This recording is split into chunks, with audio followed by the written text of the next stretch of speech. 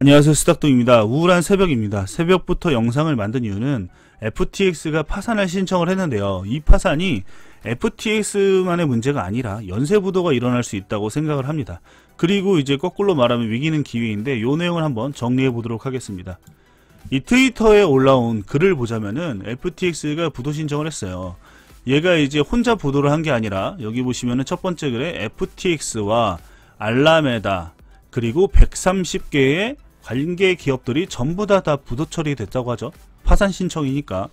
그래서 회생 파산이긴 하지만 이 130개의 기업이 날아가는 것이고, 자, 그리고 여기 보시면은 이제 날아가지 않은 자회사가 빠졌다고 하죠. 익스클로디드 서브시더너리라고 하는데, 요 밑에 보면 레저 X가 있고요, FTX 디지털 마켓이 있고, FTX 오스트리아, FTX 익스프레스가 있는데, 다행인 것 같아요. 저도 이제 하드월렛을 레저를 쓰고 있는데, 그나마 레저는 제조업하고 좀 비슷하잖아요. 뭐 암호화폐 기업이기도 하지만 제조업이라고 볼 수도 있겠죠. 왜냐면은 그 하드월렛을 만드니까. 안 날라가서 다행인 것 같습니다. 나 이거 또 새로 살 뻔했어요. 다른 회사로 사야 되면. 자, 아무튼 그렇게 되고 있는데, 중요한 건 생각보다 비트코인은 빠지지 않는다, 이렇게 보여집니다. 저는 사실은 이제 그 최근에 영상에서 저배로 숏을 하던지 아니면은 장기적으로 모아라, 왜냐면은 추가 하락도 염려가 된다, 이렇게 얘기하고 있는데, 선물을 꼭 하라는 건 아닙니다. 그냥 얘기를 하고 싶었던 건 뭐냐면, FTX의 문제로 더 많은 회사들이 날아갈 수 있는 확률이 많은데, 그것들은 최소한 한 달 뒤에 나타날 수 있다, 이렇게 보여지거든요. 그리고 다음 주부터 윤곽이 나오면서 쭈루룩 날아갈 수 있으니까 좀 매수를 자제하고, 아니면은 천천히 시간을 가지고 똑같이 매수를 하던가, 이렇게 봐야 된다고 얘기를 했었어요. 왜 그런 얘기를 드리냐면, 우리는 이제 역사가 반복된다는 걸 알아야 됩니다. 역사가 반복이 되는데, 뭐 다양한 이유가 있겠지만 5월 11일 날 이때쯤에 무슨 일이 일어났느냐, 루나가 날아갔죠. 네, 루나가 날아갔는데, 그것만 날아간 게 아니고, 5일이구나, 여기서부터 쭉 날아갔죠. 그리고 나서 한 달 뒤에, 그 한 달 뒤에 한 번 더 나락을 갔습니다.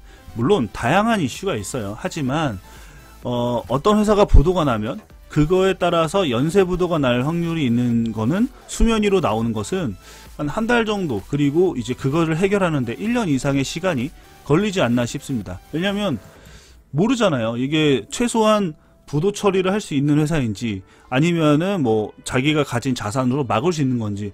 얘네들은 이제 지금부터 엄청나게 노력할 거거든요. 모 회사한테 가서 돈 좀 빌려달라, 아니면 관계자한테 가서 돈 좀 빌려달라, 제발 우리 좀 살려달라, 이런 얘기 할 거잖아요.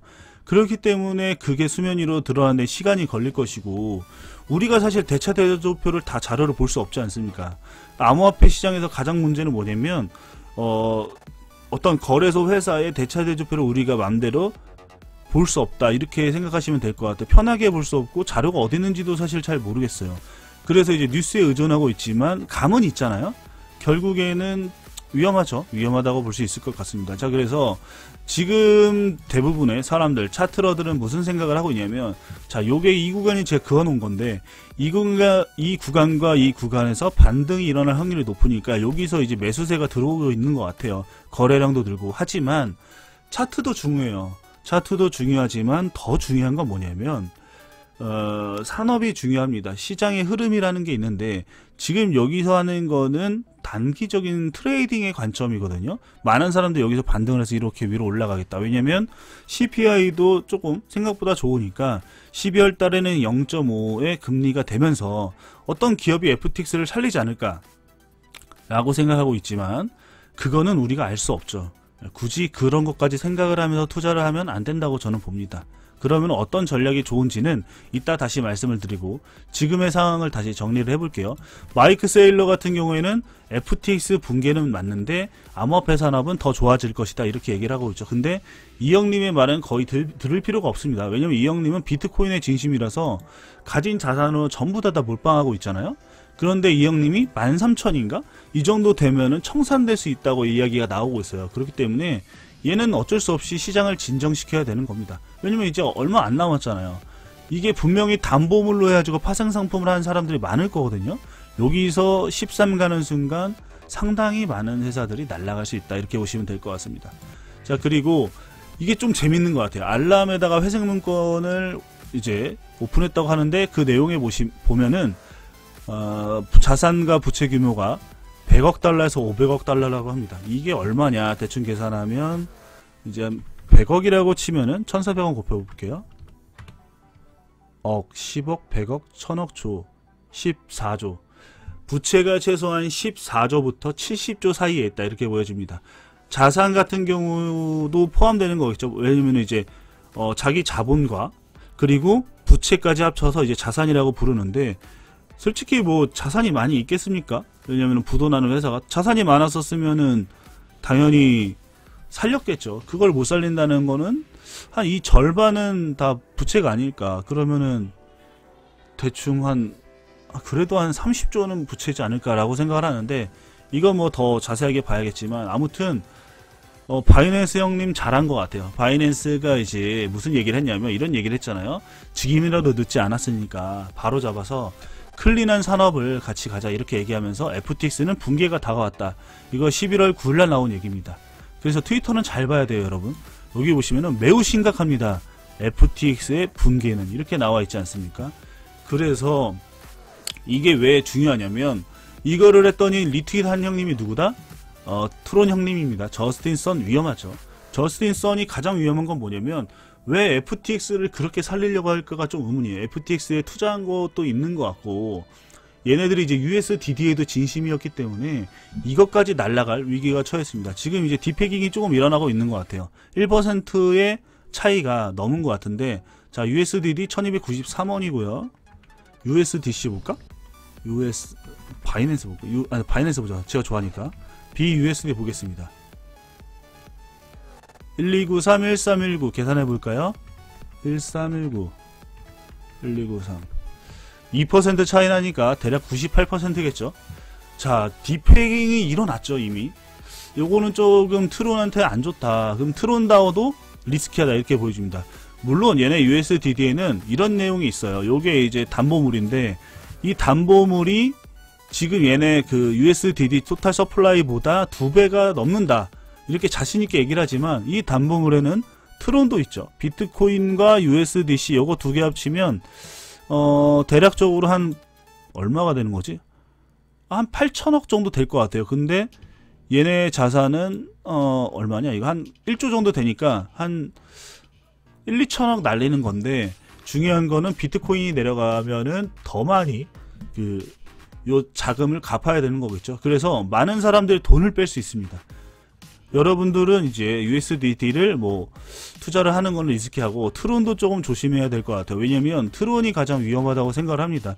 이런 위기에 USDD는 사실 알고리즘하고 비슷해요. 지금 에이다도 이런 걸 만들고 있는데, 알고리즘 코인은 누나의 그 어떤 시스템을 따라가는 경우가 많거든요. 왜냐면 그게 생각보다 좋은가 봐요, 스테이블 코인이. 그래서 그거를 만들었는데 이렇게 되면은 붕괴될 수 있겠죠. 그래서 그러면 저스틴 선은 트론과 그리고 저스트 뭐 이런 관련 코인들을 팔아서 얘네들을 이제 그 청산을 막아야 되기 때문에 이것도 위험한 거고, 다른 회사들도 되게 많아요. 뭐 DGC라고 하는데, 디지털 커런시 그룹이라고 하는데, 여기는 그레이스 스케일의 모회사입니다. 이 회사 같은 경우에는 돈이 많잖아요.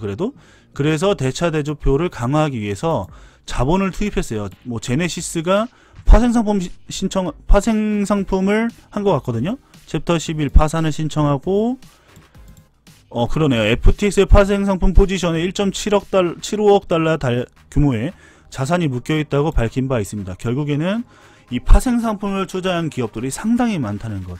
얘네만 그랬겠어요? 이게 대기업이 그랬으면 다른 애들은 다 똑같이 했겠지. 그래서 자료를 보면 FTX에 투자하는 회사들이 세콰이어 캐피탈 엄청나게 큰 회사입니다. 그 투자회사로. 소프트뱅크도 손실 났고요. 블랙록 아시죠? 삼성전자 5대 주주, 5% 이상의 주주, 타이거 글로벌, 뭐 상당히 많은 회사들이 FTX에 투자를 했다. 이 회사들은 그래도 상관없죠. 왜냐하면 돈이 많으니까 그 중에 일부를 투자한 건데, 이게 문제는 암호화폐 기업이라든지 관련 기업들, 중견 기업들이 얘네들한테 투자를 해서 그 돈을 평가 손실로 잡으면 어떻게 회복할지 저는 모르겠어요. 저는 뭐 금융 전문가가 아니니까 이걸 수면 위로 올라오는 데까지는 조금 보수적으로 접근하는 게 좋지 않나 이렇게 생각을 하고 있습니다. 그래서 비트맥스 형님이 얘기한 걸 잘 봐야 돼요. FTX 사태로 업계에 엄청난 피해가 올 것이고요. 영향이 오래 갈 것이라고 얘기했습니다. 비트맥스가 옛날에 잘 나갈 때는 1등 거래소였죠. 선물인데 어쨌든. 그래서 이 형님의 말은 잘 들어야 되며, 우리가 여기서 중요한 건 뭐냐면은 FTX의 고객 자금은 파산 법원에서만 회수될 수 있으며 이것을 정리하는데 수년이 걸릴 것이다. 마운트 곡스 채권자들은 거의 10년이 지난 지금까지 자금을 돌려받지 못했다. 이 말 다시 얘기할게요. 여러분들이 여기에 물려있는 자금은 앞으로 10년 동안 못 받을 수 있다라고 생각을 하시면 됩니다. 제가 확실하게 얘기한 게 아니라 여기 써 있잖아요. 마운트 곡스도 못 받았대요. 그러면 FTX를 받을 수 있을 것인가? 못 받을 확률이 높겠죠. 누가 내 돈 1, 20조를 날려서 요거를 사냐. 잘 모르겠습니다. 바이낸스는 안 샀어요. 확실하게. 자, 그래서 정리를 하자면 이런 것 같습니다. 일단은 위기가 맞고요. 다른 기업들이 투자를 해서 FTX를 살려낸다면 그건 다른 말이 되겠지만, 얘네들의 부채 비율과 얘네들이 얼마나 심각한지는 사실상 한 달 정도는 기다려야 어느 정도 좀 보일 수 있어요. 그리고 우리들이 물린 자산은 못 챙길 것이고요.